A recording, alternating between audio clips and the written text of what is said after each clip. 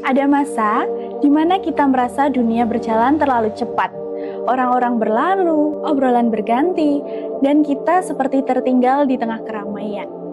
Kadang aku bertanya, kenapa semakin banyak orang di sekitar, aku justru semakin sepi.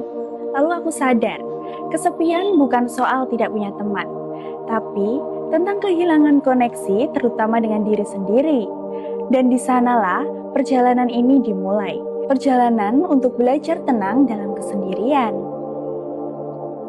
Dulu, aku tidak nyaman dengan kata sendiri.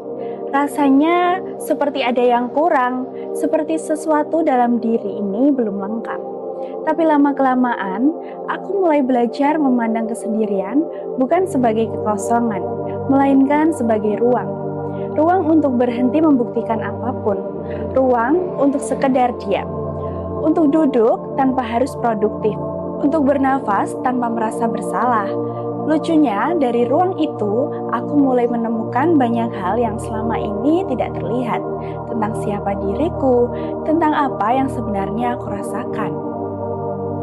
Kesendirian seringkali memberi kita cermin paling jujur, cermin yang tidak memoles, tidak memihak, tidak menipu. Ia hanya menunjukkan apa adanya, dan jujur saja, kadang aku takut melihatnya. Karena di sana, aku melihat sisi-sisi yang selama ini kututupi, rasa cemas, kecewa, dan segala hal yang belum selesai. Tapi di titik itu, aku belajar satu hal penting. Menerima diri bukan berarti suka dengan semuanya, tapi berani menatap semuanya tanpa lari. Dari situlah, ketenangan mulai tumbuh. Tumbuh perlahan, tidak langsung besar tapi nyata. Tenang dalam kesendirian bukan berarti tidak ada kegelisahan, tapi ada ruang di antara gelisah itu yang bisa kita duduki dengan lembut. Ada saat-saat di mana pikiran masih berisik, tapi hati tahu, aku aman di sini. Mungkin itulah bentuk cinta paling dasar pada diri sendiri. Mau menemani diri, bahkan ketika tidak ada yang lain. Kita duduk bersama rasa takut tanpa ingin terburu-buru mengusirnya. Kita izinkan diri menangis tanpa merasa itu kelemahan. Kesendirian mengajarkan bahwa tidak apa-apa untuk tidak baik-baik saja. Asal kita mau tinggal di sana bukan untuk selamanya, tapi cukup lama sampai hati mulai tenang kembali. Aku mulai menikmati hal-hal kecil yang dulu terasa biasa.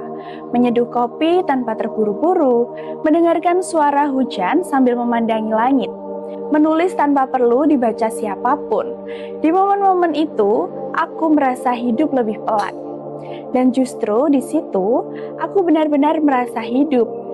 Kadang, kita terlalu sibuk mengejar hal besar, seperti pencapaian, perhatian, dan pengakuan. Padahal mungkin yang kita butuhkan hanyalah ruang kecil untuk diam. Untuk kembali mengenal nafas sendiri. Kesendirian mengajarkan bahwa kebahagiaan tidak selalu keras suaranya. Ia bisa hadir dalam bentuk yang sangat sederhana, nyaris tidak terdengar. Ketenangan tidak datang karena semua masalah hilang, tapi karena kita tidak lagi melawannya.